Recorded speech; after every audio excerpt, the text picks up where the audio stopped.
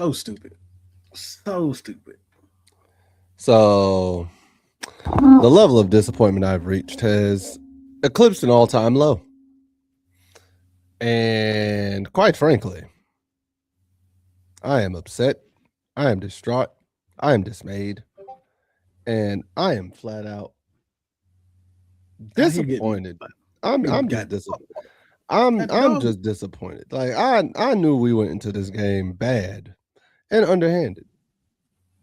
But I am just severely disappointed. That is all I can say right now. Damn. Mark beat Sloth to it. Davis has to go. I'm just gonna say, do we not understand? Like, check this out. Not here's my thing. Five of 33. Before you get into this off. Hold on, before you get into that, hold on. It was such a dog walking. What's up, Ballard? How you doing?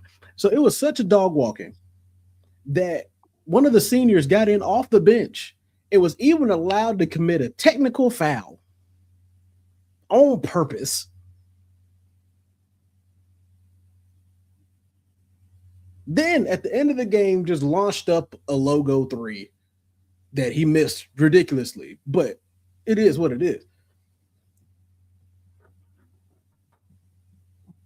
Okay, you can say your thing now. 5 of 33. 5 of 33. Oh, I said 33. I said 33. I heard 13. No, 33. I put emphasis on it. Okay. I was like, that's why I was heard 13. No, 5 of 33 from 3-point range. At what point? I'm sorry. I have played basketball a lot in my life. I have played quite a bit of basketball in my life. I've watched quite a bit of basketball in my life. I've coached even a bit of it. I'm sorry. At what point do you tell your team to stop shooting the 3 because none of us are making them?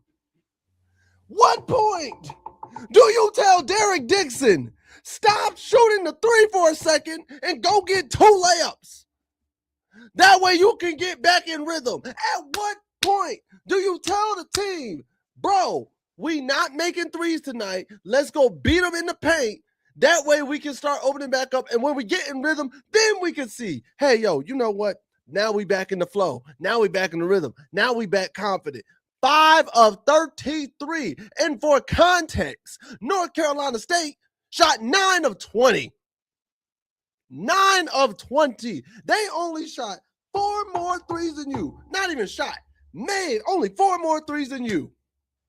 And you got dog walked by nearly 30. Here's the other thing. You know, they only shot 4 more shots from the field than we did. Oh, yeah. You know, we had more rebounds. But they made 31. We had more rebounds. We had less assists. We had way more turnovers. We even had a better free throw percentage. And how many times have we done that this season? Shoot, we had 2 people go 100% from the field from free throw today. Stevenson went 5 for 5 and Powell went 2 for 2. Like 12 turnovers. Like if NC State's 4. These are the things. We had more total rebounds. We had the same amount of blocks. Somehow we gave them 7 steals. What the hell was that about? And we committed a total of 12 turnovers while they only committed 4. I get we didn't have Caleb. I get Vassar was a game time scratch. However, what was that showed up? Seth Trimble, I've been on you. I've been high on you, and I love you, bro. 1 of 9 from the field. You couldn't buy a bucket tonight, boy. And because of that, I needed you to go into assist mode and have like 10 dimes and like 10 rebounds. I needed you to make it up somewhere else. Derek Dixon, don't you ever make it up somewhere else. Don't you ever. They're just throwing up stuff.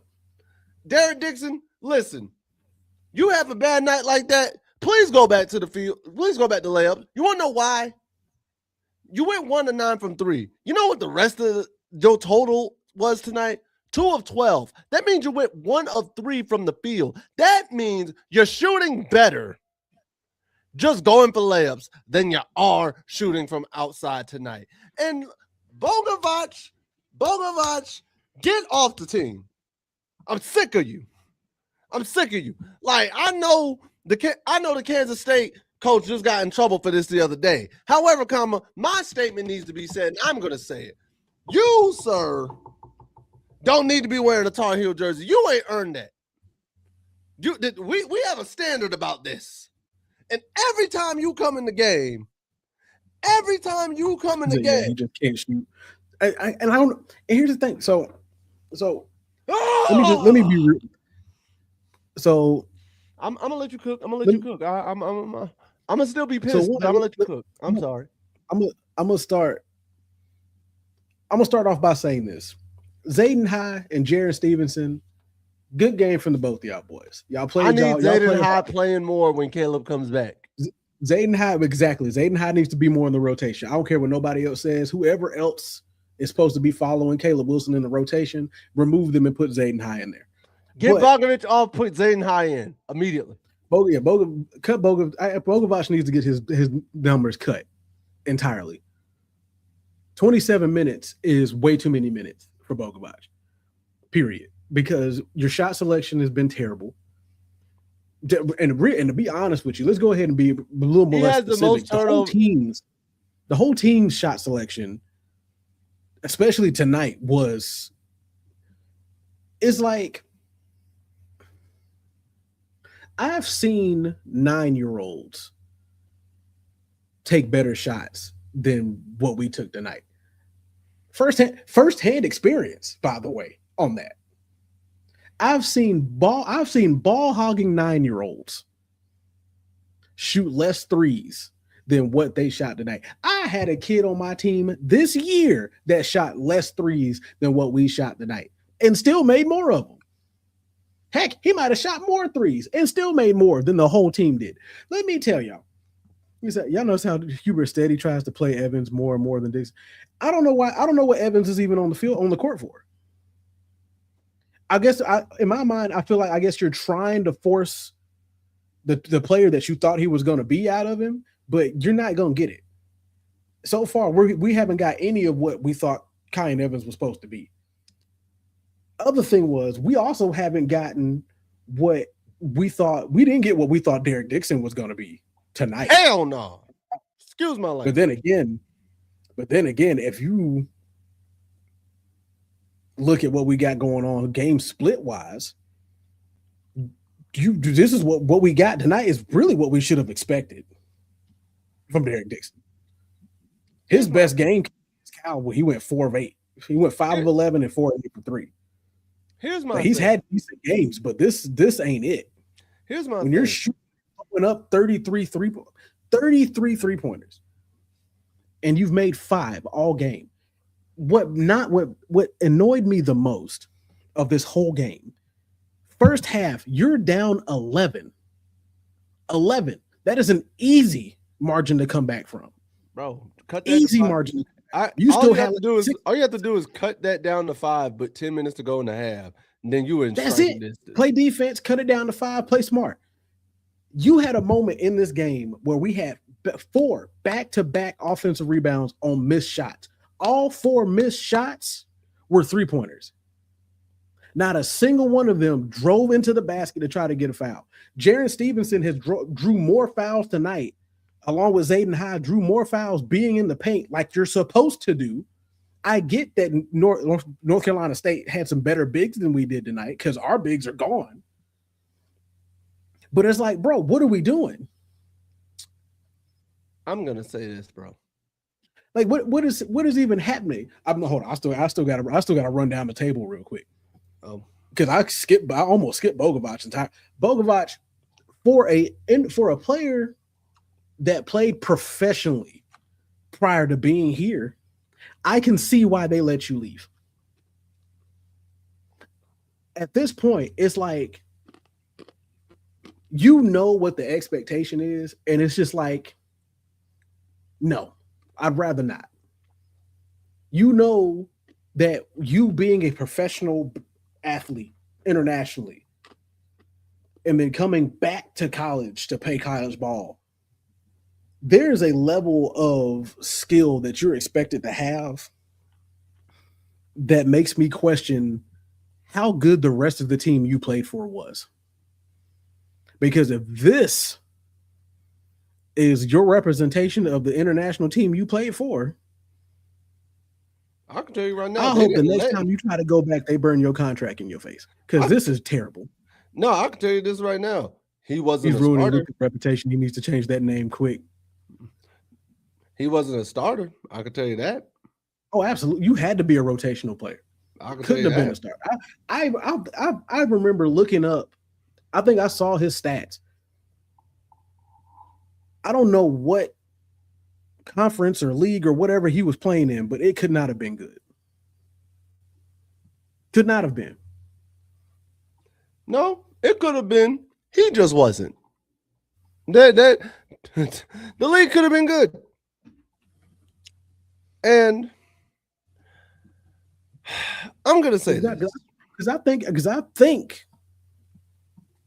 I'm pretty sure he was a star. I'm pretty sure he was a starter. Like, I'm gonna ask you this question, bro.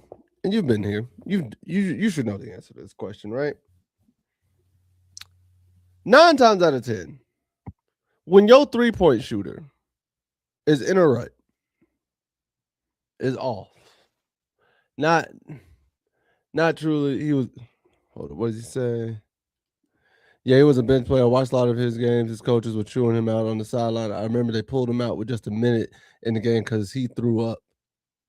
Oh, because he threw up bad shots. Got you. See?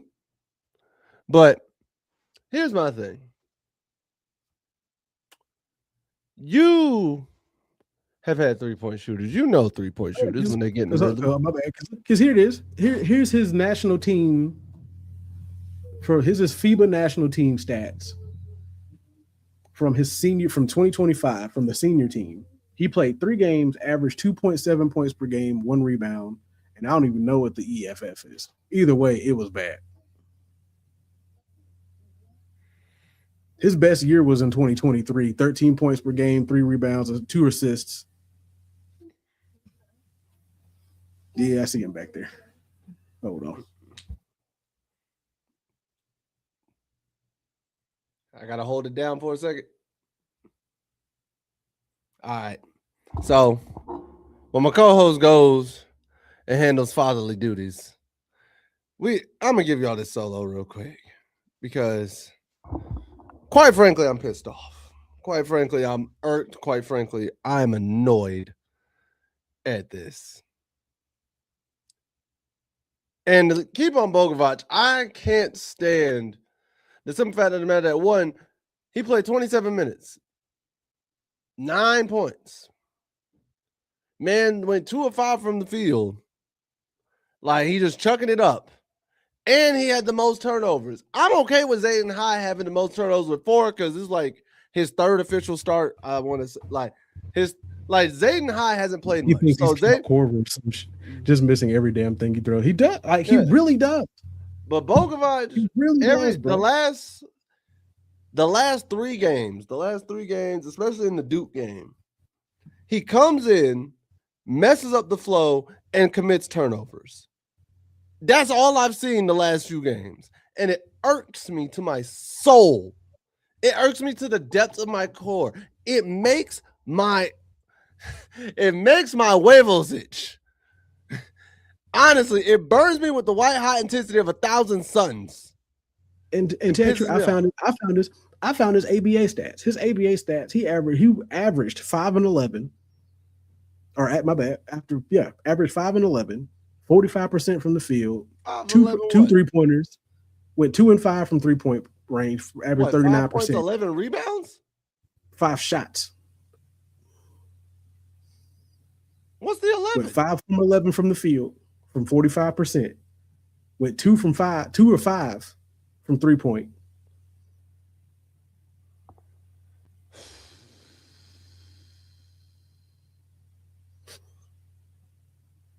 Three defensive rebounds.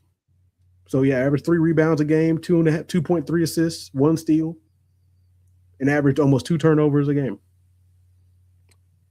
Bro. Full rotational piece. And you're having this rotational piece get more minutes than Zayden High, who we've seen tonight and last game, completely deserves it. Schubert, you know what? And Sloth might show up. Heck, I'll even give Powell more minutes than Bogovac right now. Yeah. Like, here's the thing. You tell me body language, he just doesn't know what to do with the ball in his hands. He doesn't. It's time to admit Davis recognizes obvious talent, no hidden talent. You can't be successful with that flaw. Facts. Let me say this. Facts. It is clear as day.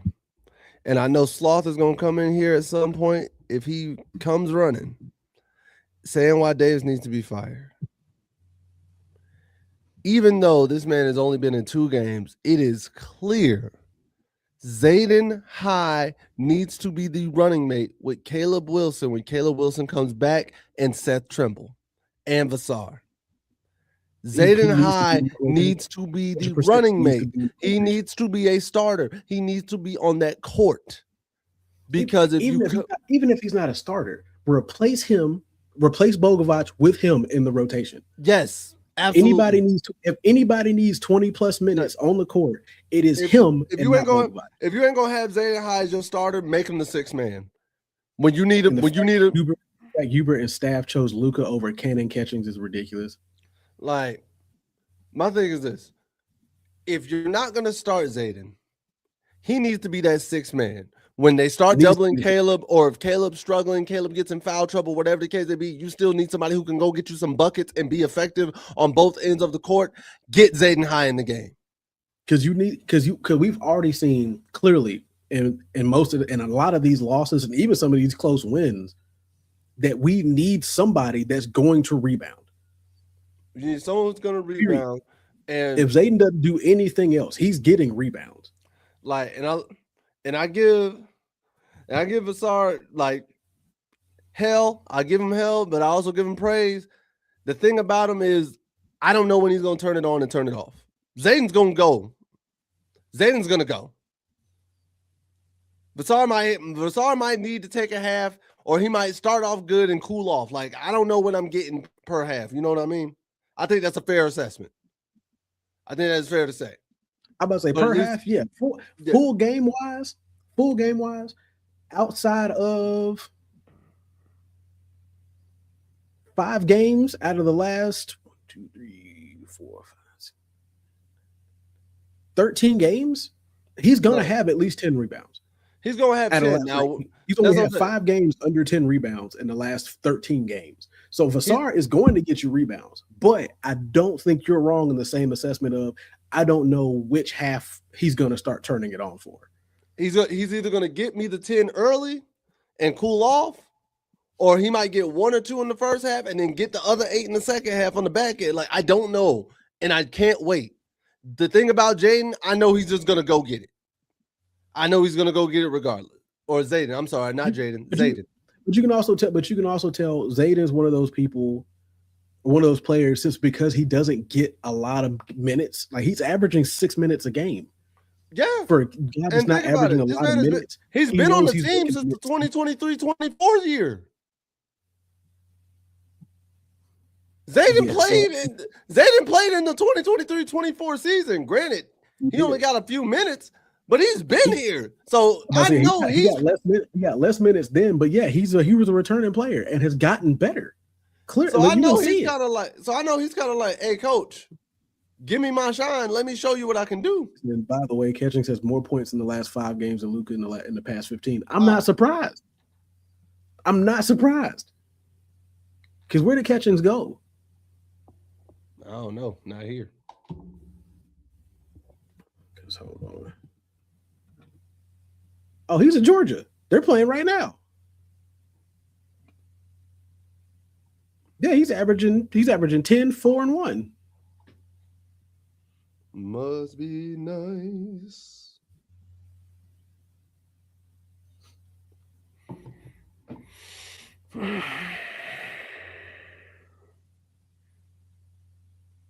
Hubert, let me talk to you. If you, sir, want to keep your job past this year, you better make some adjustments and you better make them fast. Because if I am getting frustrated, if my co-host is getting frustrated, if all the lovely people in our chat right now are getting frustrated with these bad rotations and these horrible decisions on how you want to play. Dylan Mingo saved him. Really did. No, he didn't. Dylan Mingo's going to be great. Dylan Mingo ain't saved that man. Because no, you want to know why I say he won't? You want to know why I say he didn't? Because here's the thing. This thing I missed about old school UNC basketball. If you didn't perform, someone else was ready to come in to perform. Facts. Here's the thing. But here's the other thing though. You two. The other difference is with old school UNC basketball, you had a coach that recognized the talent that's behind you though. They recognize, if you're not gonna step up, I know for a fact this one here, this one here, this one here will.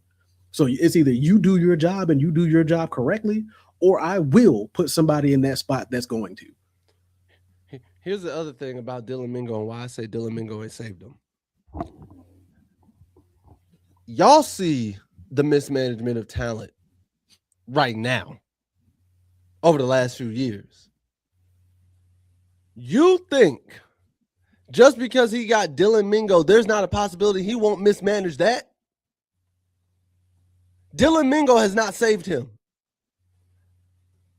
Hubert Davis is I didn't want to say it, but now I got to say it. That man is officially on the hot seat. That seat lukewarm at least. That seat lukewarm at least. So Roy Williams would have legit never let Luka play more than 5 games if he was still the coach. Facts.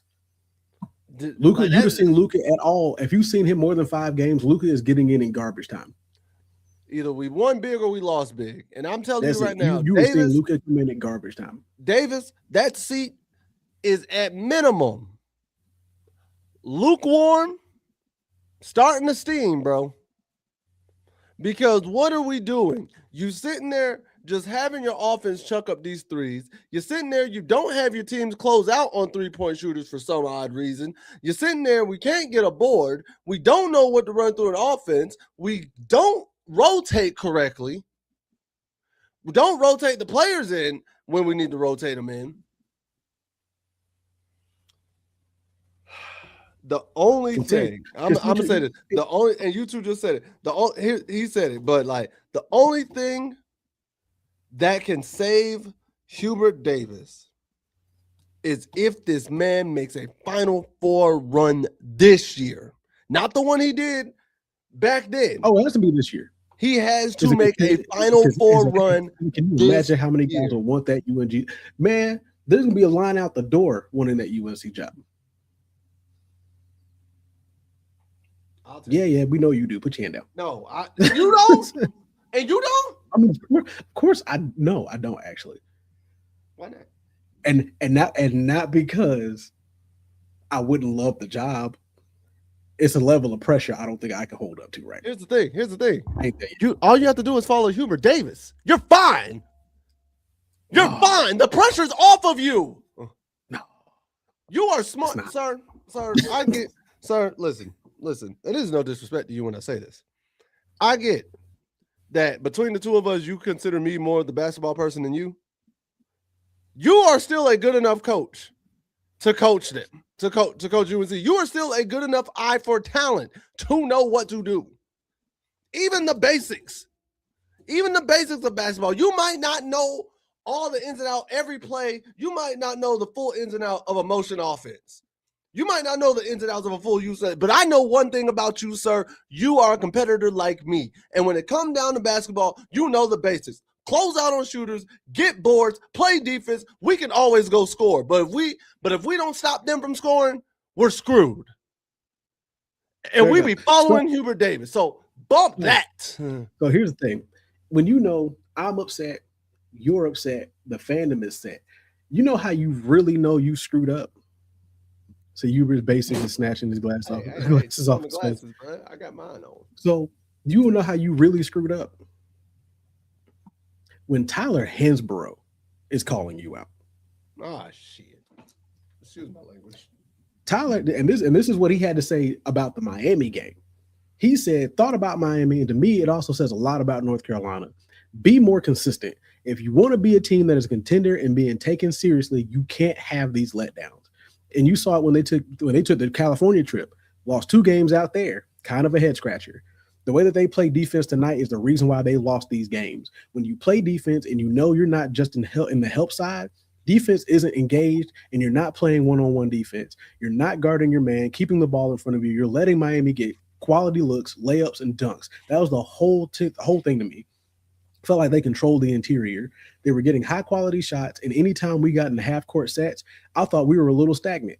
I felt like we held on to the ball. We kind of passed, looked around, waited for, an action to happen, and then the same situation once we reversed the ball. But the whole game came down to not playing defense, not getting rebounds, and Miami was just controlling the interior, getting what they wanted offensively, and dominating the inside. And they comes and said, let's face it, no one liked the North Carolina performance put together on Tuesday night, following the highs. The highs went over Duke. The Tars with the lows of low type of effort in a few days later. And everyone is frustrated, giving up on UC showing flashes of being a top 10 caliber team, but have yet to fully be consistently that squad. And it is 100% facts. They just let Miami get every lob pass they wanted, everything. But they've been playing defense like that all season long. When I tell you they have been it's a team that has literally just relied on Caleb Wilson going off, Vassar doing a little bit, supporting it, and Trimble doing something else. There has been no real accountability for a whole team all season. You've been relying solely on the fact that you hope your offense is good enough that they can win these games. And every game you've lost that you should have won shows that there is not. You can't rely on just the one kid the whole game long and hope that you win this game. And now that Caleb Wilson is out and you saw Vassar was out, sure, like I said, Stevenson stepped up and Zayden High stepped up. But where was everybody else? Because me and you talked about it before the game even started. It's going to be down to whatever anybody else does. Stevenson has been playing better. And they said, I missed Zayden High. Zayden stepped up. I told you Zayden High was going to be there. Now, I was surprised at the bad game Trimble had. But I'm looking at it. I also look at it like this. When nobody else on the court is really doing their job, or when you do get a pass off to somebody and the first thing they do is lob up a 3 to miss it, of course you're not going to get but 1 assist. Of course you're not going to get no rebounds because you're now having to go on the other side of the court because nobody else is crashing but Zayden and Stevenson. Like, what do you expect to happen? And I'm mad. So personally, I'm not as mad at Trimble as I could have been. Sure, you could have done better, my guy, by leaps and bounds. But compared to how you've played the last 6 games compared to now, sure, you were bound to have a bad one. And unfortunately, this was your bad one. I'm mad at Trimble more so for the fact if we had a coach like Kansas, they weren't playing good early on, but look good how they are now. And the bad thing is we could still be good. We're just inconsistent as hell. My thing is, I'm only mad at Trimble because 1 for 9 from the field just looks bad. Now, granted, I could be madder. That's now, granted, I am. Now, granted, I'm not as mad at Trimble as I am at Dixon because Trimble at least 1 for 9 from the field. I at least know he was trying to get to the rim at minimum. He always does. He always tries to get. He was trying to get to. He only took 3 threes, so that means he took 6 shots trying to get to the rim, and he was trying. It didn't go right. 1 for 9 from 3, and 2 of 12 total from the field means you just kept chucking up the stuff that did not work. You didn't want to shoot anything. Like Trimble having a bad game a couple weeks ago, shooters versus athletes, and bad shooters at that. Davis wants shooters. Here's the thing. So, and I'm gonna bring up my rec team, right?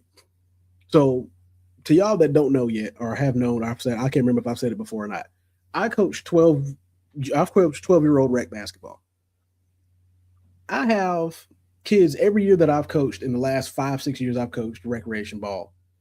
There's always going to be that one kid that is just going to chuck up threes all game long.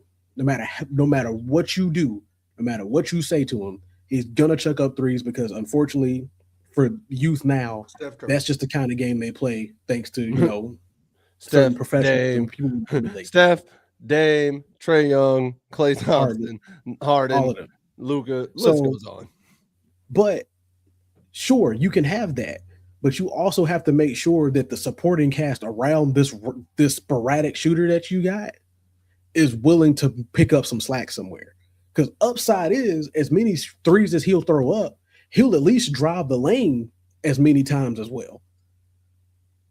He'll try to go in it and get the easy layup if he can get it. Now, is he going to shoot a mid-range shot? Not very often. And I've been told him all season long he needs to work on that. But it's like he's at least willing to drive the paint to try to get the easy too. Got a bigger kid, same thing. So even my smaller guys are willing to shoot the easy layup compared to the 3-point shot. Here's my issue. And it's like you have to coach, you have to tell them, even in this game, once you got to the point of I have missed 12 3-points straight, and really you should have called it before then. We got to stop this. This has got to stop. Because like I said, you weren't down by, even when you got down by 16, why are we still shooting threes? Here's the thing that you haven't put on yet. When I bring it up, you've probably already seen it, but when I bring it up, it's going to piss you off even more. And I was trying to bring it up earlier when I had Dixon on the brain. The one thing about shooters, when they're out of rhythm, when they're out of touch, what do we tell them to do? Drive to the basket, right? Like you tell your kids. Get the easy. And what do you tell them also to do? Get to the free throw line so you can see the ball go in. Stack the easy wins. Get the confidence. Dixon did not shoot one free throw tonight. So I had a kid on my team that went 0-12 in the first half, then went 10 of 14 in the second half. Even he knew to drive the paint. That's what I'm saying. It's that simple. Dixon it is the simplest form of basketball you can get. That's what pisses me off. Dixon did not even try to go get a free throw. Didn't even go to the free throw line, bro. I'm like, what are we doing? Why? Like, just go to the free throw line. The simple fact doesn't matter. He is purposely choosing not to drive the paint or shoot the easy shot. Shoot the high percentage shot. I even tell him I don't even care if it's one step inside the 3-point line. That one step brings your percentage of that shot going in higher. And to make it even worse, Dixon was the only starter who did not shoot a free throw tonight. And out of all the people that scored, him and Young were the only two that did not shoot free throws. And Young, he also sucked from 3-point range, going 1 of 5.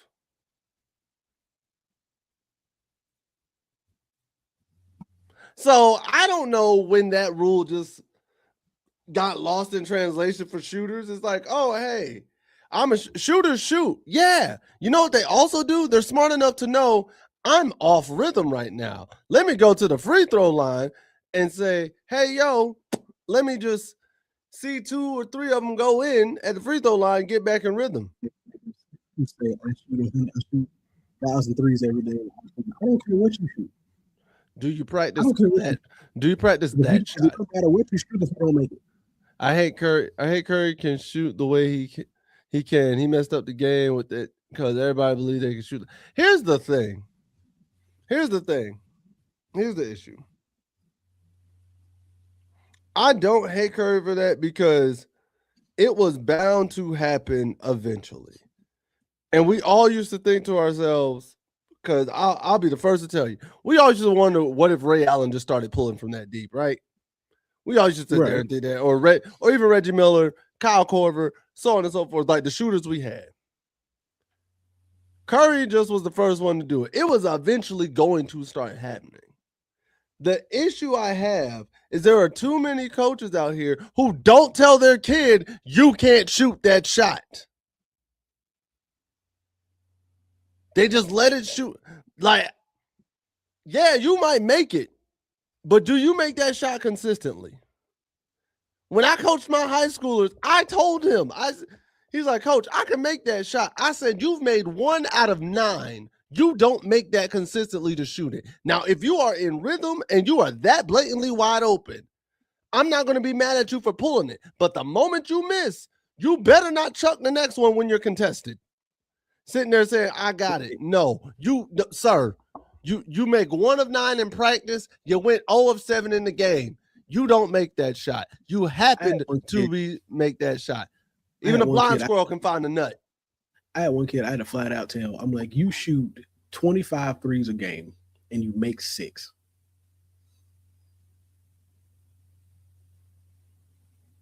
Right. And sure, he's like, but I make them, you make 6. You're not consistent. It'd be different if it'd be different. Let's say you shot 10 and made 7 of them. Then I'll shut up. I won't say nothing about it.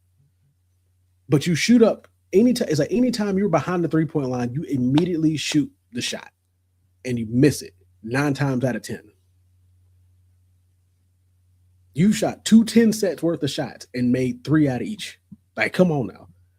I can't lie. I got a kid I coach. He can shoot at least 35 feet out, but he pisses me off. He makes 1 and shoots 7 more of the game from that range and missed them out. Exactly. That's the problem.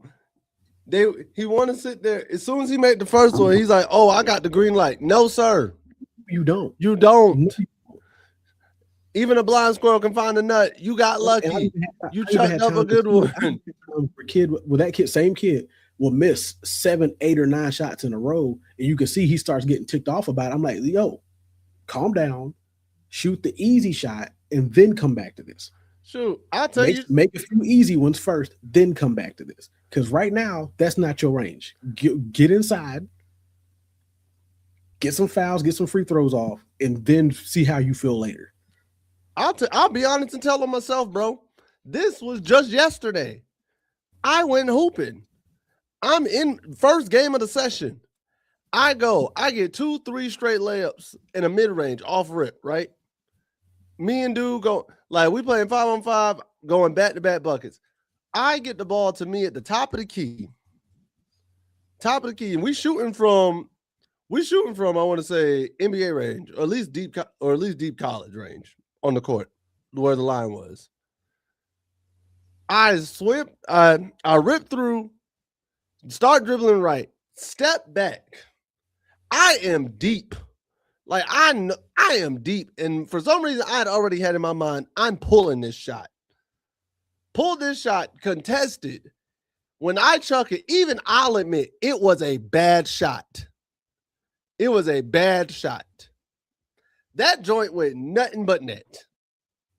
The very next game, I had 2 wide open corner threes. By myself, close to the line, good shot selection. Overshot both of them to where it was air ball and immediately said, yep, this game ain't it. I'm going right back to the layups in the mid ranges. Like, my 3 went off but I knew it immediately and was like, right. Oh, that's not the magic was gone. Shot. It was gone. And then later, third game, came back. I had one. I curled off the top of the key where I'm back in rhythm after I made more mid ranges and more layups, then got back in rhythm, hit my 3. I was good. And it's just like, I knew how to get back in rhythm, and I knew when to immediately stop chucking up dumb stuff. And that's when you got to know when to stop.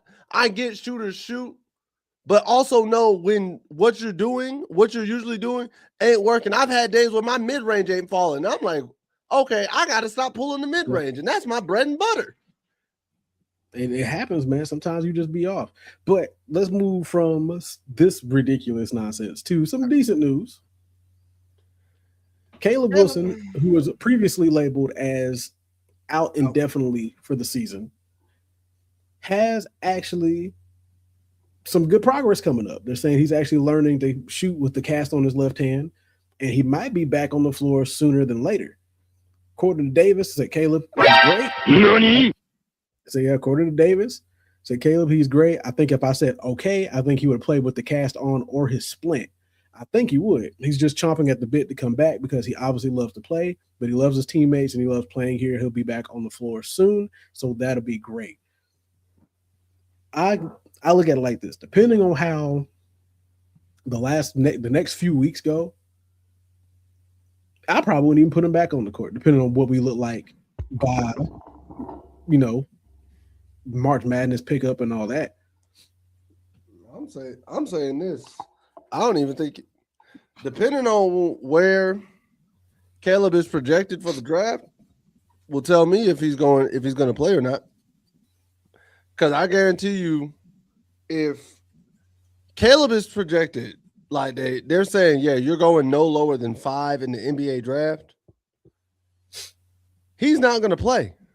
He's going to rest up. His agent or those in his corner are going to say, hey, just rest up, unless he just decides he wants to run it back with Dylan Mingo in the squad next year just because he wants a college championship, which if he does, I respect. And I'll also say the Tar Heels, unlike Kentucky's and Duke's and whatnot, don't tend to have as many like one and dones as other programs, generally speaking. But if that's the case, he's projected that high. I don't foresee Caleb playing at all. And another reason is the fact that showcasing that you're willing and trying to come back this early from an injury looks good for you heading into the draft, because even if you're not really planning on coming back, you have the appearance that I'm a workhorse. I want to get out there. I want to compete. I want to give my chance to team to win every single night, which is a good trait to have, but it's also a good thing to showcase to pro teams if you're trying to get there, because you don't want the narrative of, oh, he's lazy or he's not going to try to come play the game off. He's injured. He's not even going to try to get healthy, a la Zion and Kawhi Leonard. But I'll chill on Kawhi Leonard because he's actually been showing up this year. Like I said, now, me personally, I don't think he's going into the draft this season. In my heart of hearts, I don't think that's what he's going to do. And just like you pointed out, North Carolina itself doesn't tend to have guys that come in, do one good season, and then just be out. Most time they'll stick around for another season or two most of the time. I feel like they at least do 2 before they slide. Because most of the guys we've had from at least even when we were growing up, most of them at least hit senior year before they left. They at least did junior. It was at least a three. A lot of them hit at least junior, senior year before they left. So, and speaking of that, I genuinely feel that the NBA rules saying you can't come out of high school is what caused the whole notion of the one and done in college. Oh, absolutely. Because to me, you did away with that option for kids who were like, I don't want to go to college. I want to go straight to the pros. And now it's like the kids who would go to college, the kids I could go to the pros, but I'm going to go to college for a year. I'm going to go learn from Roy Williams, the Coach K's, the Calipari's, the Rick Pitino's, so on and so forth. The kids who went to college really were trying to go to the college level and play at that level. Whereas the one and dones now, they're only doing it because they know they can't go to the NBA yet. They wanted to go straight out of high school, But because that rule's not there and they don't feel like going overseas, they just do one and done in college basketball, and then they're out. So it's like that intangible of I want to play at the college level. I want to play here in this atmosphere, in this type of environment, has been lost because of the NBA's you got to be 19 or so rule and getting rid of players coming straight out of high school. Because, like, I think the other thing with that is absolutely them implementing the rule of you have to be a certain age or you have to be in a college for at least a year before you come in and play in the pros have definitely forced a lot of players that thought, okay, I'm gonna go in, ball out in high school and show that I'm good enough to go ahead and go try to be the next LeBron, try to be the next like KDs and KGs and Amari Stoudemire, stuff like that. Now, I appreciated the rule of no, you go get you a year of college at least and then go. But I think the other trend that we're seeing is, and I may be wrong on the trend here though. I've seemed to notice that a lot of players that tend to come in and do the one and dones are on teams that aren't exactly the best basketball programs. I'll disagree there. And I may have missed it. Like they may not have been. They're not like bottom tier, but like they're not. We're making Final Four runs every year, kind of quality, or top 16s kind of qualities. But like I said, I may be missing it. Yeah, I'll disagree there because you have players like the Joel Embiid's, the Zion Williamsons, the John Morants, the Cam Boozers, who's coming out this year. For example, Bronny James, that's one. But other players like DeAndre Ayton, huge out of Arizona, did one and done. Arizona's a known good school. You have didn't Zion do 2 years though? No, Zion did 1 year at Duke. I could have sworn he did too. Nope. And the reason why I know that is because in 2019, when I was in DC, his region played in DC for March Madness, and they were playing right there in DC. He went to the draft the very next month. He was in the draft the very next month, going number 1 overall, and John Morant went number 2. I could have sworn he did. And then for example, you have John Wall, DeMarcus Cousins, like Devin Booker, all of them out of Kentucky, because Kentucky was where it became known with Calipari, and we know Kentucky's a blue blood school, right? It was known.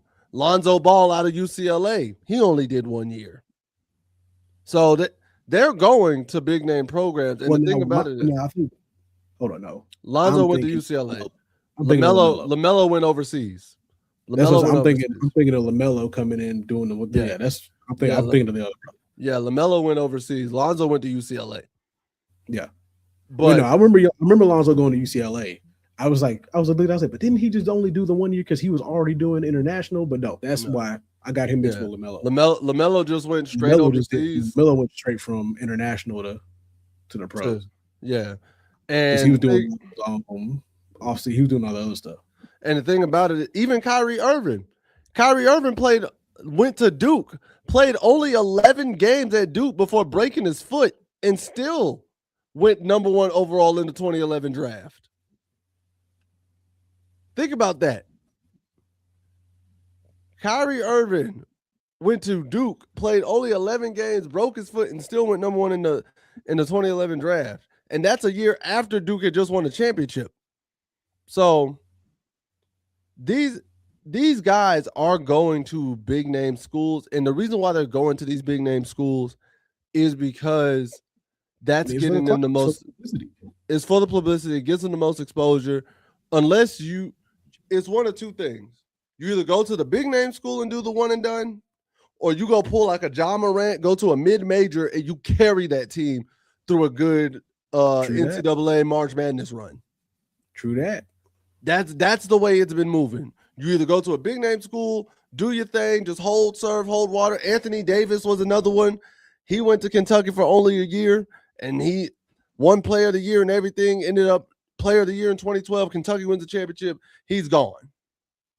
Literally just plays 1 year and he's gone. I can understand that though. And I mean, I get it. Same thing with Zion was somebody for most of these big names. No, I understand the reason. Like you went out, balled out, team balled out, everybody looked good. Why not? I get it. To me, I just am not as big of a fan because it's watered down the reason why these players are coming to the college game. I mean, yeah. And even from an educational standpoint, a lot of them are just coming because it's like I have to be here. Yeah, like I have to come here. Like I'm not here because I want to play college ball. I'm here because I have to be here because the NBA told me I got to be here for a year. And it's one of those things where it's like if you want a bag, go to the low level team, play good, and you can get a couple millions, move it up to the next level in college. You could. Yeah, and that's another way. You could definitely do that if you want that bag and you want that money, you want to get like your notoriety up and showcase, hey, you are that guy. You are one of those ones. And nobody's going to be mad at it. But I just look at it, and even in the aspect of education purposes, I remember the documentary from the Kentucky freshman counselor for the men's Kentucky basketball team. She said she got paid to do nothing.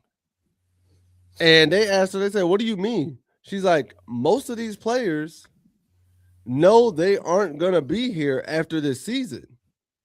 So Kentucky just pays me essentially for nothing because I ask them what classes do they want, what classes are they trying to do, what degree are they trying to get to. We set them up for 2-3 semesters. Like fall semester is like you set them up for fall semester, winter, and then spring semester. By the time they finish, by the time they're halfway through spring semester and get to spring break and whatnot, and March Madness is over, they're checked out going into the draft. They don't care no more. So what's the point of them taking classes seriously or trying to get a degree if that's not really their motive? They're just here to get to the NBA. Because now at this point, and with that same logic, with that same notion, at this point, NBA might as well go ahead and rescind that rule. Because if you got guys that are good enough or believe they're good enough to just go ahead and skip that process, sure, let them learn the hard way. Here's the other reason why the NBA has to rescind that rule. Here's the other reason why the NBA has to rescind that rule. You're letting G Leaguers go back to college. You are letting G. No, but here's my thing. It's the NCAA's fault too. But you are allowing G Leaguers. Just like Taron Dickens, the UNC that North Carolina just signed, if it didn't have those academic problems in high school, he would have been at Nebraska playing his ass. He's good, but he's just playing at FCS level. Which is one of those things that just happens. It's like you learned a hard lesson of, if I don't take care of my studies, I'm not going to get where I want to be sometimes. It's like I get it's the NCAA's fault, but the NBA is also giving them the green light to be like, oh, well, I guess if you want. It's like, bro, what are we doing? What are we doing here? Because you can't go back. Because in the NFL, you can't sit there, go back and declare for draft, play in the NFL, and then go back and play college football. You can't do that. Like, it don't matter if you're a practice squad player or not. You can't do that. But I think the other thing with the NFL is, it's like, to them, it's like, yeah, once you leave, this is where you are. You're here. Unless you go back to college on your own time.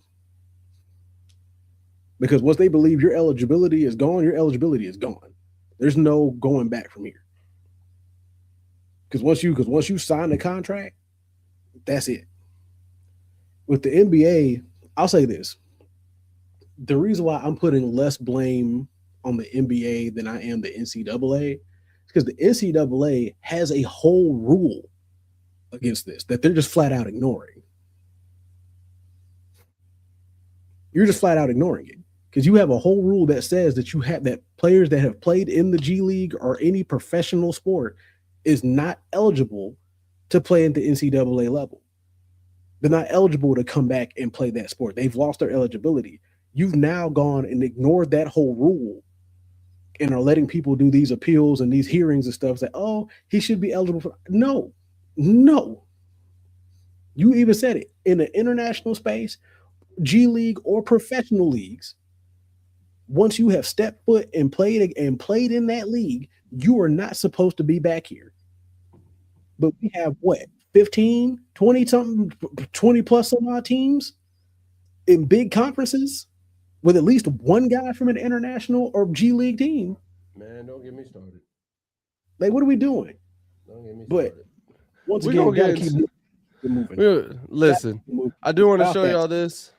I do want to say this because we talked about March Madness and Joe Lenardi. I always love bracketology, but I've never actually looked at it before. But I think it's kind of cool to look at. The bracketology. I've always just seen the brackets once they done. Like I've heard of bracketology, but I thought this was kind of cool. First time I'm ever actually looking at it. And so it looks like so what it is basically a predictor. So it's kind of like a predictor of where teams are going to. And right now, it looks as though, so what he said, add to the probability number one team being outside the East region, likely in the South, with the Cougars number 2. It begs the question, would the Huskies be better off as number 1 and number 2? So based off the looks right now, we would be playing in the East region in D.C., and our first game would be against Santa Clara or TCU, whoever wins here. Now, the thing about this East region is the fact that Duke's in this region and I don't want to play there. But also, potentially, this loss that we could from NC State today could move us to a different region, which could set us up better or worse.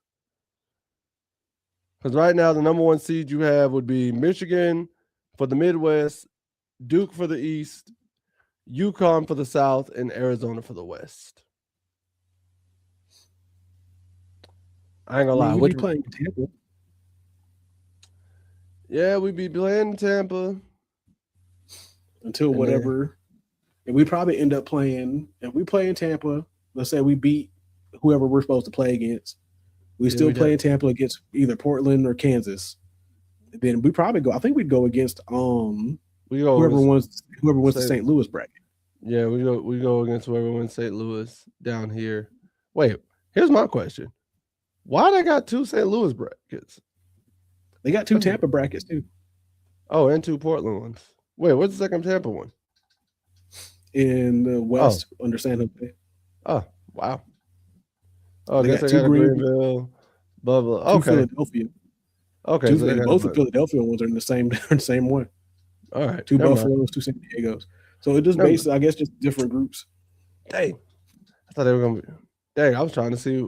Well, one of the first 4 in might be here. So, yeah. So, right now, would you rather stay in, if it was up to you, would you rather stay in the East or would you rather go to a different region?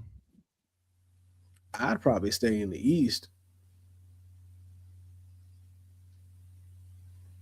Because if they're basing this off of, and this is like I said, this is just a guess on my end. If they're basing it off of the locations they're playing in, we wouldn't play Duke until Sweet 16. We wouldn't play Duke until Elite 8. We wouldn't play Duke till Elite 8. We play them in the Elite 8 to get to the Final Four. Yeah. My thing is, I ain't gonna front to you. Part of me wanted that number 6 spot in the Portland region, right across. But then I looked and saw Gonzaga right there, and I said, I saw Gonzaga right there, and I was like, ugh. Oh, and San Diego State and Tennessee. Tennessee's been playing. Ugh. Hold up. He said, I know this is off topic, but how would you guys feel about 24 teams for college football? No. That's too many. No. That's too much. No, that's absolutely not. No, I'm not doing that. 24? Yeah, that's ridiculous. Like, I'm cool with 16, but 24. Like, I wanted 12. I said we can barely navigate 12. And and you think they're gonna get 24? Boy, nah. That's a whole argument nobody's trying to hear. You go 24, bro. There's a thing about that. And it's like, oh, but you got to give everybody a chance to win. There's a certain threshold, bro. And once you start including everybody in the top 25, like, what's the point of even being in the top 25? It's like, all right, you're going to the playoffs. You might as well get rid of all bowl season, and just all the bowl season games are playoff games. Like, at that point, if you're allowing 24 teams. Like, the best bracket we could probably be in might be San Diego. Because right now, I think like San Diego in the Midwest region or San Diego in the West? Because you got San Diego in the Midwest, and then you got San Diego in the West. I'd probably say Midwest. But like right now, I think we might be like we probably like the best one we could probably be in would be Tampa in the West region. Actually, honestly, I like that Philadelphia region in the South. Which one? Oh, damn. The one without the number one seed. The one without that. The only problem is you're gonna end up having to meet UConn, Indiana, or potentially Auburn. One of those three in the process. And that ain't no easy task. And then, crazy enough, the best team that could be waiting for you on the south side of that bracket is number 2 Houston. And Houston definitely ain't no slouch. At all. Who's the coach for High Point? Because they steady getting March Madness lately. I don't know, but they do be getting in. I have noticed that. I have noticed that about High Point. They be sneaking in a lot lately. Like, they just be there. So where High Point at? Where they at? North Carolina. Where is High Point? Hold up. I just seen them. There they go. In Portland. Good for High Point. They in Portland? Yeah, they in the Portland bracket in the East. Oh, look at them. As a 13 seed, that's respectable. That's respectable. And then on the women's side, because, you know, we got ladies out here, too, that are still balling and doing their thing. Shout out to the ladies for what they've been doing this year, bro. Ranked 2, shout out to our ladies. They got their own bracketology. Top overall seed, UConn and Gio Ariama. I'm not surprised. It's either them or South Carolina. Their coach, so High Point's coach is Flynn Clayman. Flynn Clayman? All right. Flynn Clayman. Have no idea who that man is. All right. So your number 1 seeds for the ladies, UConn, UCLA, Texas, and South Carolina. You know what just made me sad? What? I just got sad and remembered that Juju Watkins ain't playing this year because she tore her ACL at the beginning of the year. Oh, for South Carolina? No, for Southern Cal. Oh, yeah. I remembered. That's still sad because I definitely wanted to see Juju make a run this year. I wanted her to make a run this year. Isn't that the same squad that has that one big girl on it that don't do nothing? No, or is that Iowa? That's Iowa State. That's okay. Iowa State. That's Iowa State. I just knew the colors were the same. That's why I had to She got a bit of a post game. Don't sleep on her. I like her post game. I mean, if your post game is being big, then cool. I mean, here's the thing. We get on people for not utilizing their size and their length all the dang time. And now that she does it, all of a sudden people want to say she ain't got game. Like, what do you want, people? So I think from what I have seen, and it is a mixed bag. Some of them is just like, okay, she's just big. That's all she do. But like, there's also some that's pointed out, like basketball wise. Yeah, you big and you do use your size, but when it comes to like, you only play half the court though. Because they're pointing out like her defense isn't the most active for somebody that's just supposed to be in the paint and disrupt stuff in the paint. But I mean, from what I saw but I could also have a limited sample size. I mean, I also do too. Like, so because I've seen some where it's like, okay, no, that's some good defense. I've also seen some it's like they ain't wrong. So seen more of They Ain't Wrong than I have. All right. I'm gonna say this. Hey, but at the end of the day, play your game though. Our ladies are going to Norman. Where is Norman? Don't disrespect our ladies. Norman, where? Virginia? I think that's Norman, Virginia. I'm telling you right now, I just pulled that out of my butt. I don't even know if Norman, Virginia is the actual thing. I'm telling you right now, I just pulled that out of my butt. If that's correct. Oklahoma. You want to know what's bad? My second answer was going to be Nebraska, so I wasn't going to be far off. Like, it sounds like a Nebraska or a Virginia kind of place. So fire Bill and Davis. Fire Bill. Yeah, Mark. Hey, talking about fire. Hey, Michael said fire everybody. So Mike, we'll say this.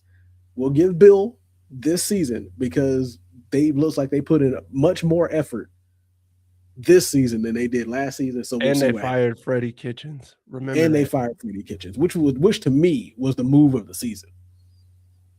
Here's my best move of Bill's career. But back to the ladies. Can y'all I get these are not. Oh, they playing in Columbus. Oh, word. I might go pull up. But I get these are not small cities. But I also feel like you could put them in bigger cities too. Give the ladies their respect. I love that the ladies get to stay in Columbia. You love that just because it's right down the road. I think it's just pretty cool that South Carolina gets to stay at home to play in the tournament here. I don't, because Duke gets to do the same. Duke gets to do the same thing right here. Charleston who?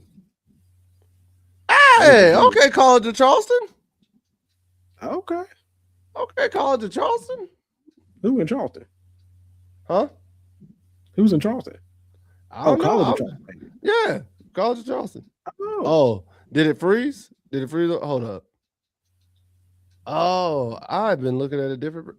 My dumb self. Hold up. So you've been looking at the men's bracket? No, I just realized the screen I was sharing to you, it was still the men's bracket, but I was looking at the women's bracket the whole time. Oh, no, so I had it on. No, but I'm talking about for the pod. I had it still showing only the men's screen, not the women's. Gotcha. But I was like, well, College of Charleston. Yeah, shout out to them. Oh, look at that. Looking good for Rhode Island, too. Didn't expect to see them in there. I give them. They're a 10 seed. What is this? FDU. I don't even know who y'all are. Who? FDU. Who got to play number 1 Texas in this Austin region? Quinnipiac. So I don't know if you noticed. Check this out. Oh, yeah, High Point Women is in there too. Okay. Hey, hold up. I don't know if you noticed this, but look at each of these women's brackets. The top seed in each of these regions is the home spot of the top team. Stores, that's UConn. LA, UCLA. Norman, Oklahoma. Lexington, Kentucky. Iowa City. TCU, Fort Worth. Vanderbilt, Nashville. LSU, Baton Rouge. Texas, Austin. South Carolina, Columbia. Michigan State, East Lansing. Columbus, Ohio State. College Park is Maryland. Durham is Duke. Ann Arbor, Michigan. Louisville. That's wild. I never noticed that. Yes, it's like, well, I guess it's one of those things they're like, nah, they earned it. Not even that. I feel as though you wouldn't do that for the men's. They don't do that for the men's. The only team, the team that's closest to their home place is probably Duke or Arizona. Right, like neither one of them are playing at home. That's what I'm saying. For the men's, you just have to luck out on whatever region you get. It ain't based on. It ain't like, oh, hey, you 4 are in this region. Who's the highest seed here? Bet. Oh, there you go. There he go. We've been waiting on this man all day.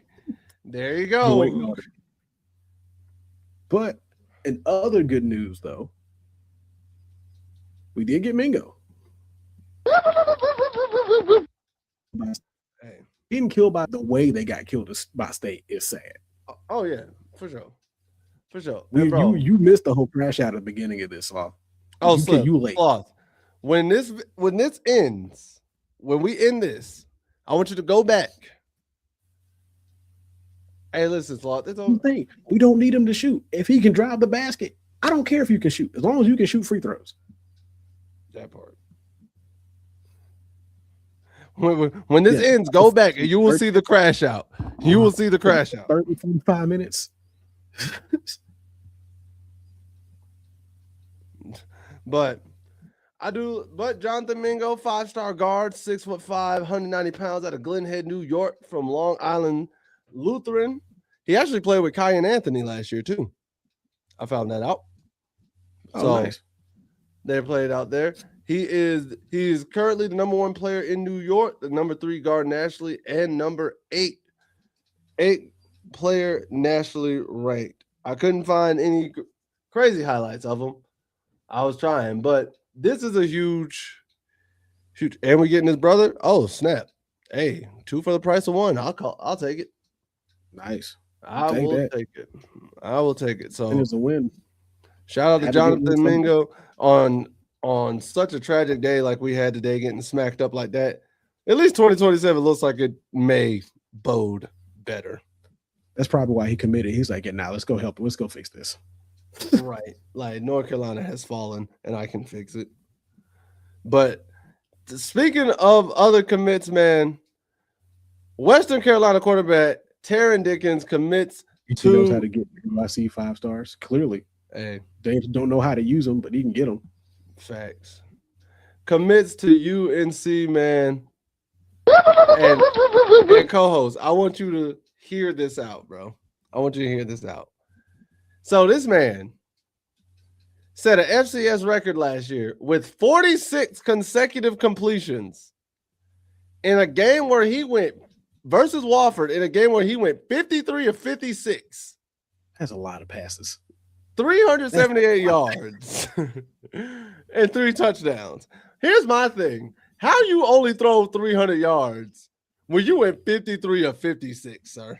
That is all short passes. Those are crazy. All like just tap passes. So HD gets the worst 5 stars. He could have got He's worse. just really bad with 5 stars. He just don't know how to rotate. He just don't know how to rotate players. And then last year, in his 2025 season, he did this in 9 starts. Just 9 starts. 3,508 passing yards, 38 passing touchdowns, 2 interceptions, 74.2 completion percentage. Some crazy numbers, bro. And 9 starts is wild. Is it against FCS? Yeah. However, as a guy who played for the FCS, you ain't gonna disrespect the FCS like that. Not gonna take it. Not gonna have it. But he also broke a record for the highest completion percentage, which was a 93.4.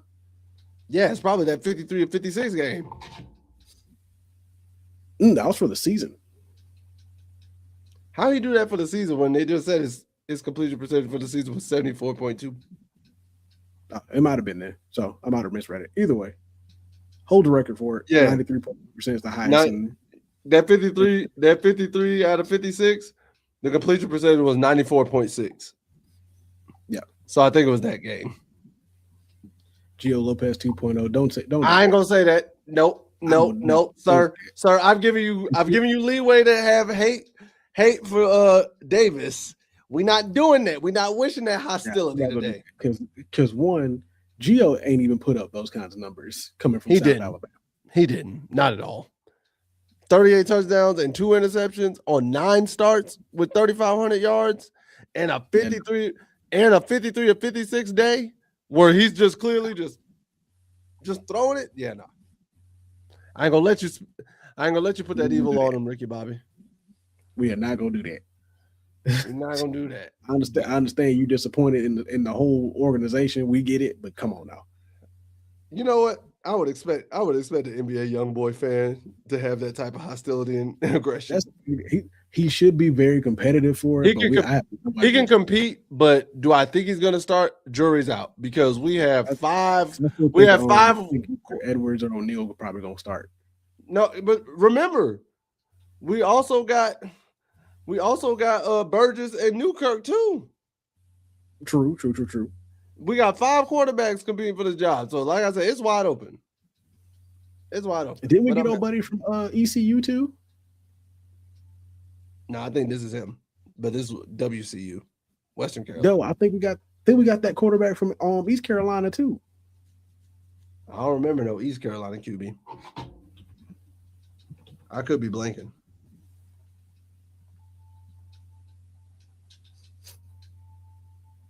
Let me see here, because I may be wrong on it. Because I know he was on the list, but I don't know if he actually committed.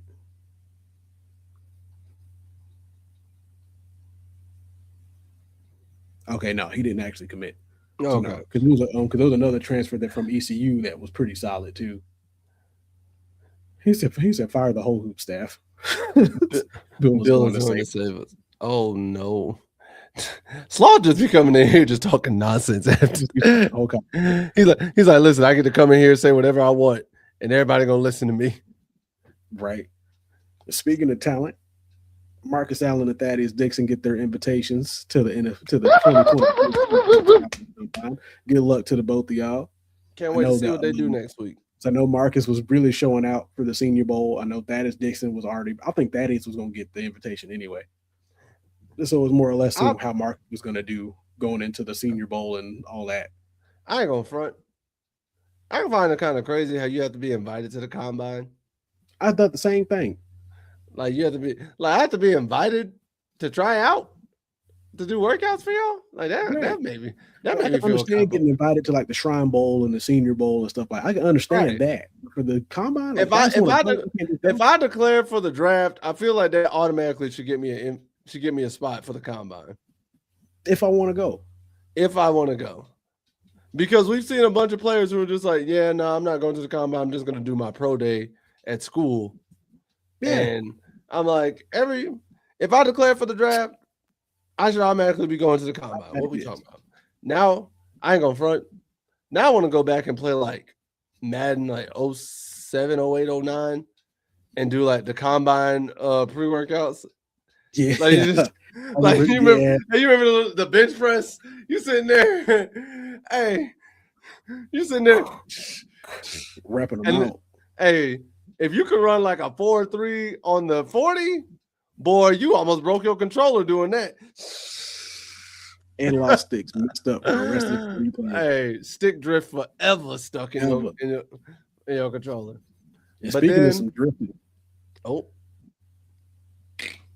So some drama out there from the Super Bowl, because there was already speculation that Drake May with the shoulder injury, they thought that was gonna, throw him off a little bit. Now they saying he got injections prior to the game.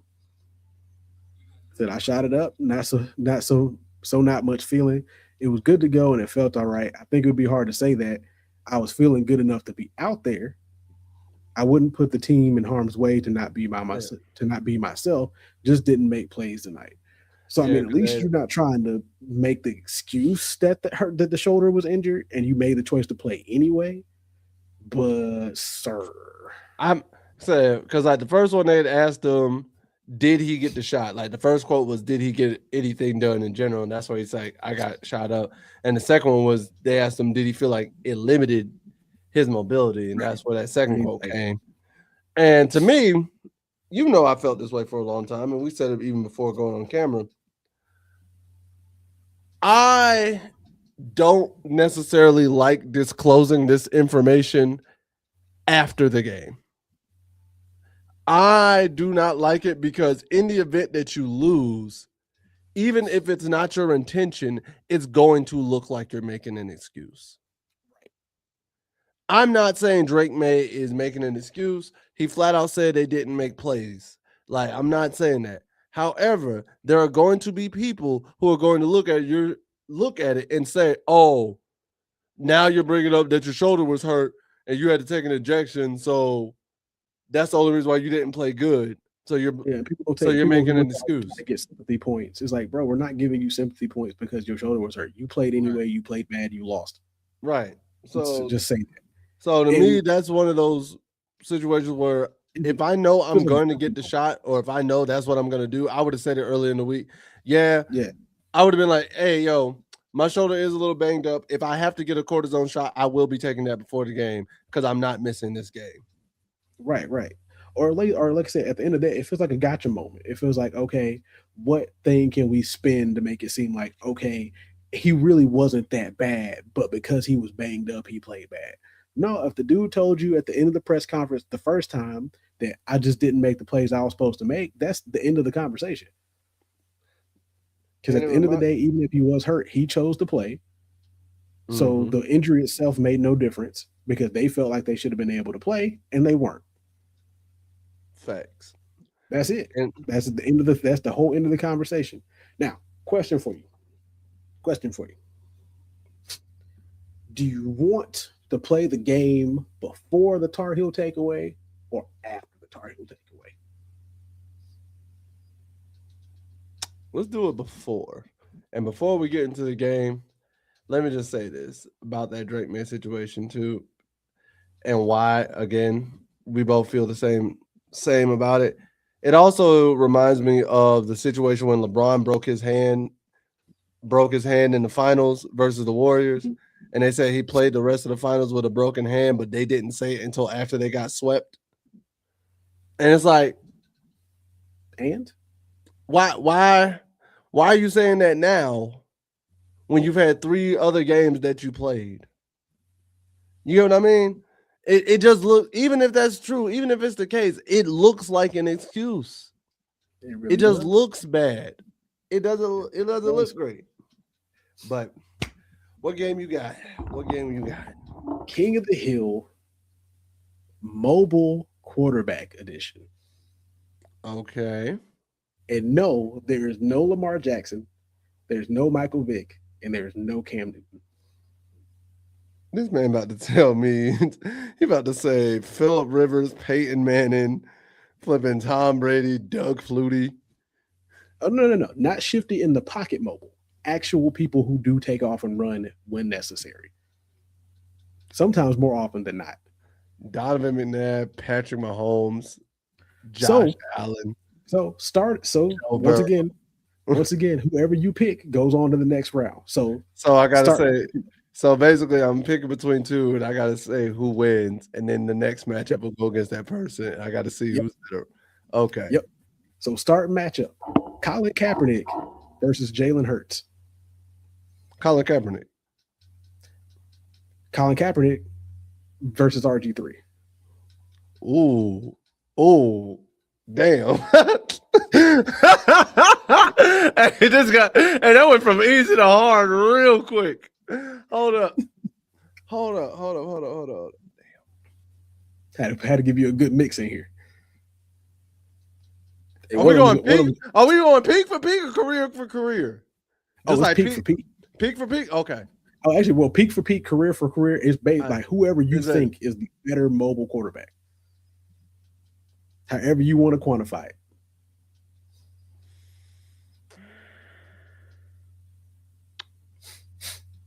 I'm going to go RG3, actually.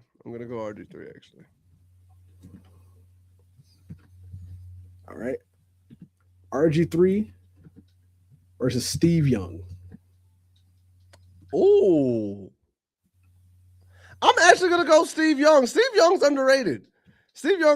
Out the pot. I'll go Steve Young. I feel like he don't get enough love out in terms of his mobility. Steve Young versus Russell Wilson. Steve Young. Steve Young versus Steve McNair.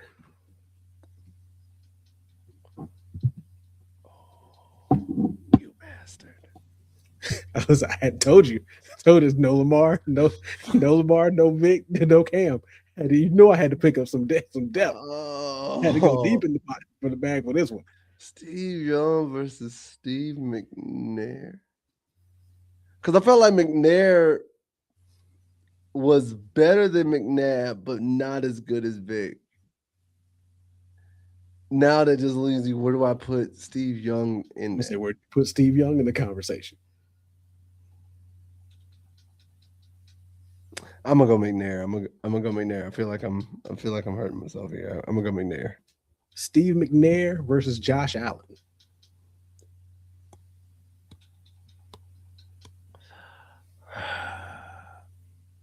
I'm going Steve McNair because I'm gonna be honest. I feel like Josh Allen gets bailed out on some BS a lot. Like I like some of the times where Josh Allen be running and whatnot. I'm not like he mobile though. I'll give him that. Steve McNair versus Randall Cunningham. Oh, you. Oh, I hate you. I hate you.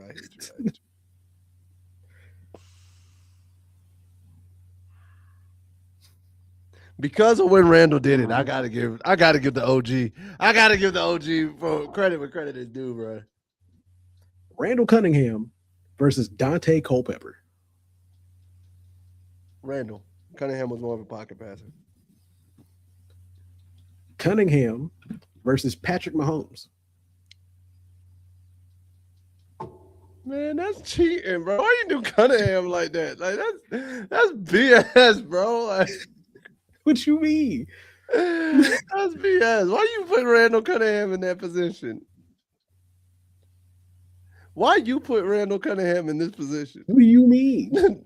You put Randall Cunningham in this position. I mean, do you think Patrick Mahomes is better than Randall Cunningham? He runs around like Kermit the Frog. I mean, he do.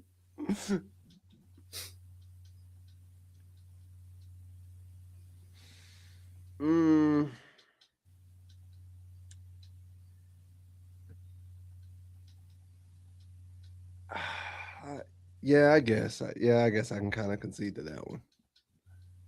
So you give it to Patrick? Yeah. Patrick Mahomes versus Donovan McNabb. Oh, Patrick.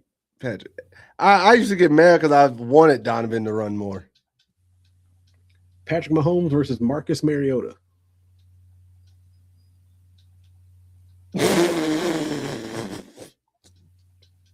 In terms of like mobility, yeah, it's just mobile quarterbacks.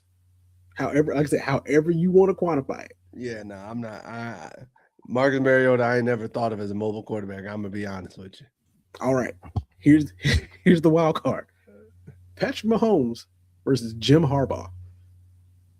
Hey, Jim Harbaugh got the most. Hey, Jim Harbaugh got more rushing yards than Bo Jackson. I'm going with Jim Harbaugh. I don't give a damn what you say. I don't give a damn.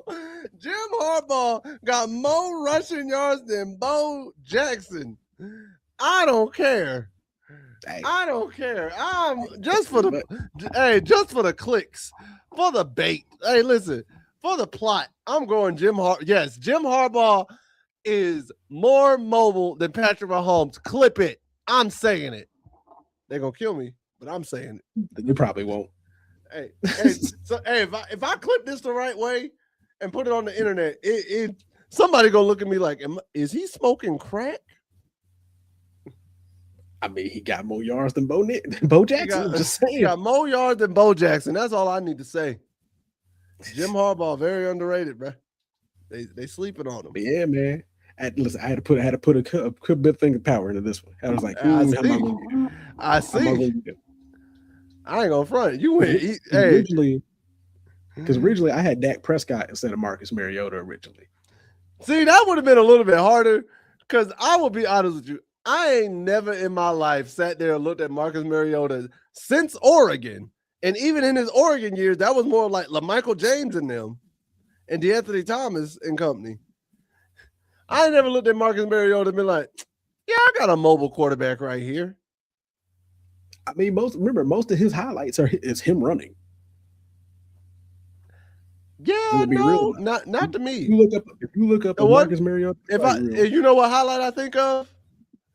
The one time where he threw the ball, it got batted back at him, and he caught it and ran and made a touchdown out of it. He had a self touchdown.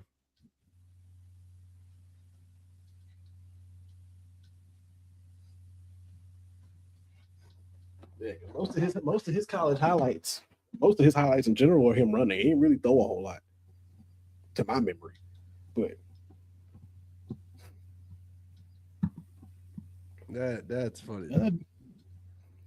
Yeah, I had to hide that down there by had to hide it a couple of pages down so you ain't see it. I had to make the list.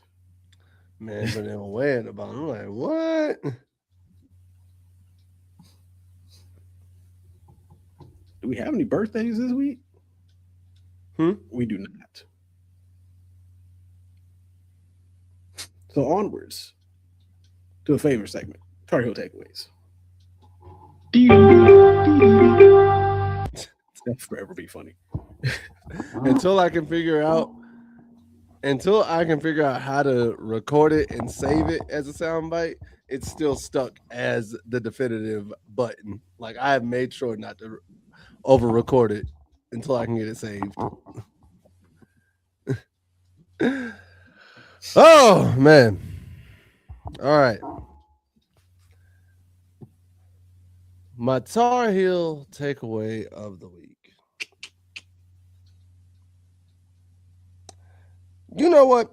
Here's my Tar Heel takeaway of the week. Hey, yo, special to all the youngins out there who are out here being mischievous or whatnot. Stop stealing old people's phones.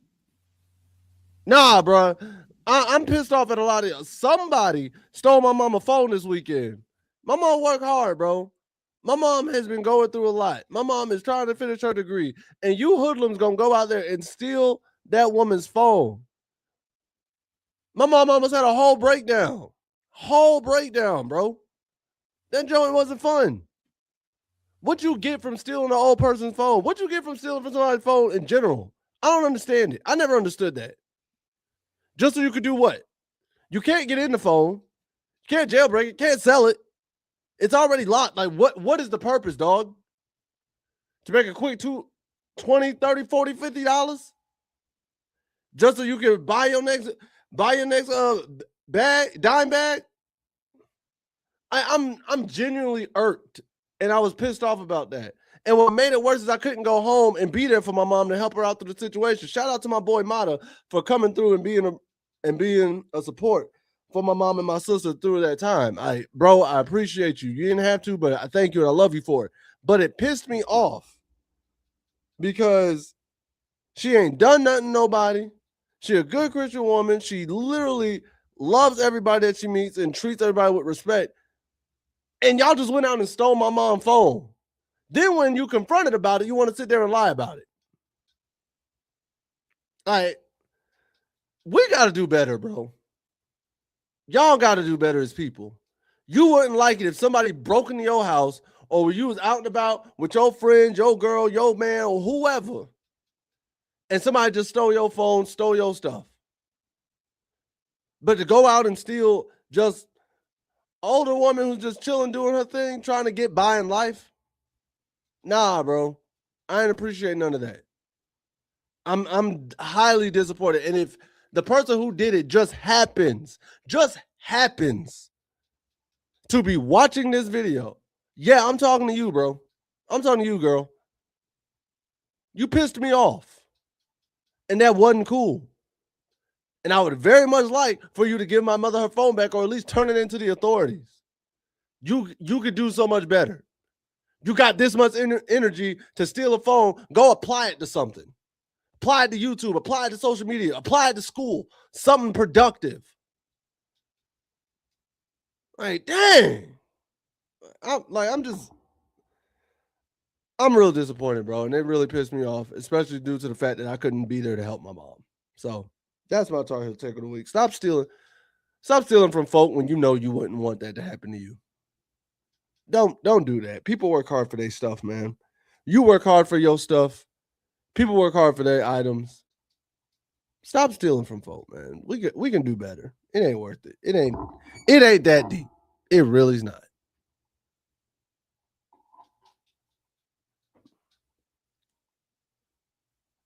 I'm sorry. No, you get facts. It just hurt me. And the only reason I didn't call you is because you was up in Pickens. That was the only reason why I didn't have you go down there. True. You was up in Anderson and whatnot. That would have been a ride for y'all. I'd have made it if I had to, though.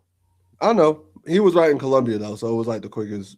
Yeah, it was the quickest. It was the quickest answer. All right, let's get into it.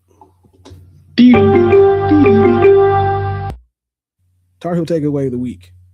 Be happy that you are not Stephon Diggs right now. Be grateful that the life you live socially and relationship wise is not the one of Stephon Diggs right now. Because not only did that man lose 2 rings in the same day, same weekend, but he's also going to lose some money. He also lost money and could possibly be sentenced to jail. He's got a whole case right. He do got that case. Then I don't even know what she said, but then the woman that broke up with you the same weekend you were supposed to go to the Super Bowl also had something else to say about you. I didn't even look up what was said. I didn't even care. I just know. One, you fumbled a ride. You fumbled a ride or die. As crazy as Cardi B can be, and as like open and vocal as she can be, Cardi B's a ride or die. She stayed with Offset for however long, knowing what he was doing. So like, just remember, whenever life gets you down, whenever you feel like sometimes you're the worst option, just know there's a Stephon Diggs somewhere on somebody's team and being talked about in the form of, I wouldn't let that man be in the same room with my sister. Man, listen. Not unless the same state. Just know and be happy that it's not you. Sure, he made money. He made millions playing football. But you know what? He's lost so much more. Because even though he made it to the Super Bowl, how many people did you know actually bring his name up during the 2 weeks leading up to the Super Bowl? How many people did you know even brought his name up afterwards until today? Outside of news reporters and law officials. Right. Mm-hmm. So I think we can all reflect and be grateful that that's not us.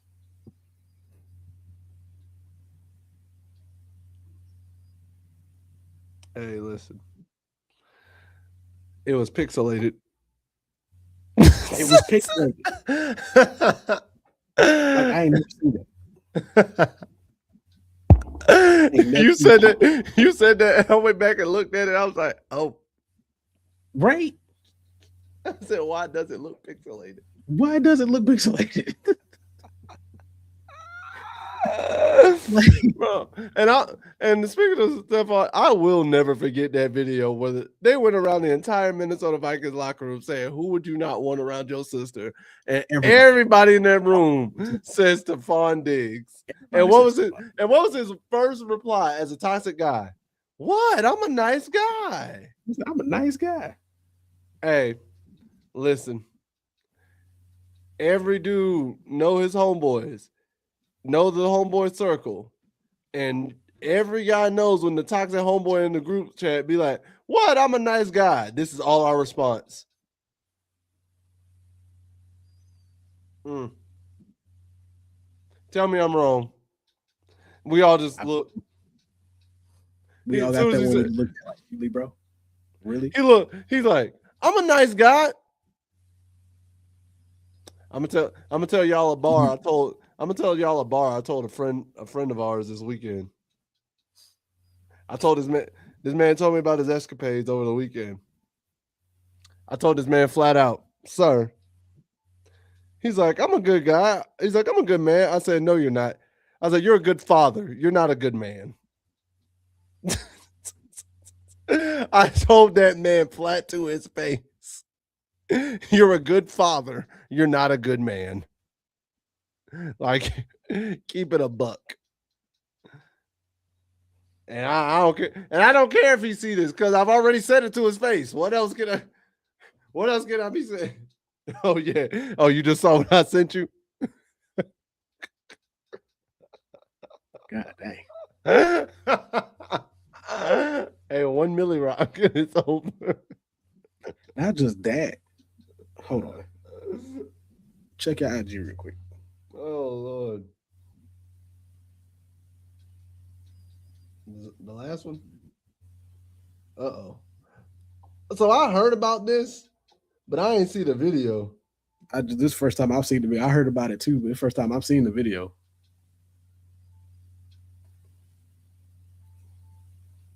And just the way he did it was like, you know what, bro? A1.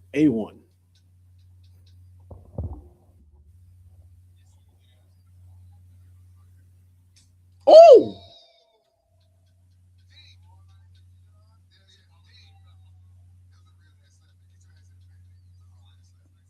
Woo! Yeah, bro was full out disrespectful.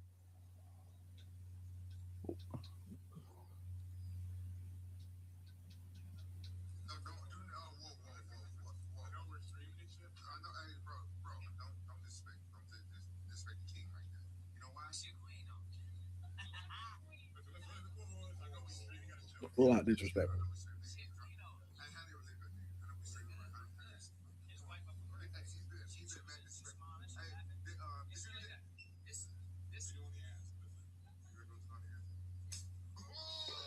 I ain't gonna lie. The fact that this man is right there, and you said his wife is up for grab. Yeah, nah, you deserve that. You deserve that. 100%. You deserve that 1,000%. Like, 100%. And the fact that that's all he did, you're lucky. I know some dudes who would have crashed out for less. Professional boxer or not. Like, it don't matter in professional boxing. Even if you beat that man, even if you beat the brakes off that man after he slaps you, he didn't care because he did what he was supposed to be doing. Here's the bad part. That's not that man like situationship. That's not that man girlfriend. That's not that man fiance. That is his whole wife. Then on top of that, you can tell he's one of those dudes that's not even his demeanor, and you took advantage of that. That's what that was. He's in there. Anyway, he tried to keep it cool. Anyway, we'll talk more about it in just a second. Once again, appreciate y'all for coming out again. Remember, every Tuesday, 9 p.m. right here every week. We'll bring more stuff to you. Hope y'all enjoyed it. We'll see y'all in the next one. Stay safe out, y'all. Bye. Click.